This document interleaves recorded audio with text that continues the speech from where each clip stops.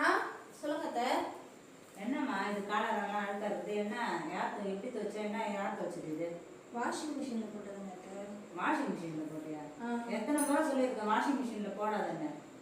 துணி பாழா போயிடும் சொல்கிறல்ல. ஒரு வாட்டி தான் சொல்லுவாங்க உனக்கு. இந்த வாட்டி வாஷிங் மிஷினில் போடுறதெல்லாம் வச்சுக்காரு போ. எத்தனை வாட்டி சொன்னாலும் சொல்கிறதே செஞ்சுட்டு. 2 hours later. சுருதி, இந்த பழம் எத்தனை நாள் இங்கேயே இருக்கு? எடுத்து எங்கன்னா வைக்க வேண்டியதானே? பத்திரமா கவர் எடுத்துங்க. சீக்கிரமா வா, எடுத்து வை.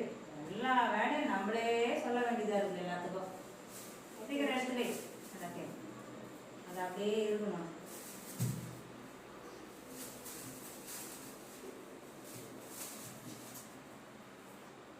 எங்க போற?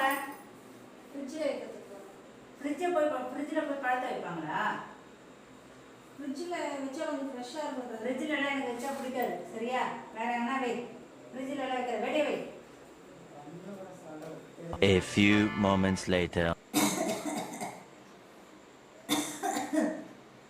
மா சுருதி, சுருதி, சொல்லுங்க அத்தை. சூடா கொஞ்சம் தண்ணி போட்டு எடுத்துட்டு வாமா. சரி. இருமலா இருக்கு. என்னது அது? கெட்டில் அத்தை. கரண்ட் பில் யார் கட்டுறது? போய் ஸ்டவ்ல போடுமா.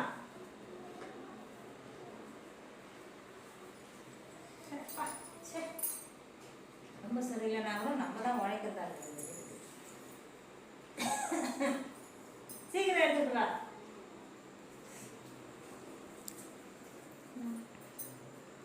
போ.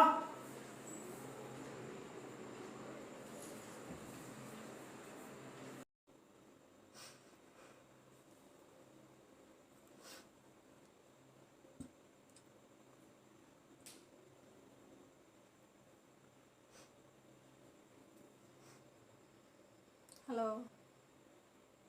என்னதான் உங்கள் அம்மாவுக்கு பிரச்சனை? எதுக்கு தான் இப்படி பண்ணுறாங்க? வாஷிங் மிஷினில் துணியை போடாத, ஃப்ரிட்ஜில் பழத்தை வைக்காத, கெட்டில் சுடுதண்ணியை போடாத, எந்த வேலை செஞ்சாலும் ஒரு குறை சொல்லிகிட்டே இருக்கிறாங்க. அவங்களுக்கு அந்த பொருளெல்லாம் நான் யூஸ் பண்ணக்கூடாதுன்னு இருக்கா, இல்லை எல்லா வேலையும் நானே செய்யணுன்றதுனால அந்த மாதிரி பேசுகிறாங்களானே தெரியல. அப்புறம் எதுக்கு கல்யாண சீர்வரிசையில் மட்டும் எல்லா பொருளும் வேணும்னு சொல்லி வாங்கிக்கிறாங்க? எதுவுமே யூஸ் பண்ணக்கூடாதுன்றதுக்கு வாஷிங் மிஷின் எதுக்கு, கெட்டில் எதுக்கு, ஃப்ரிட்ஜ் எதுக்கு? ச்சே.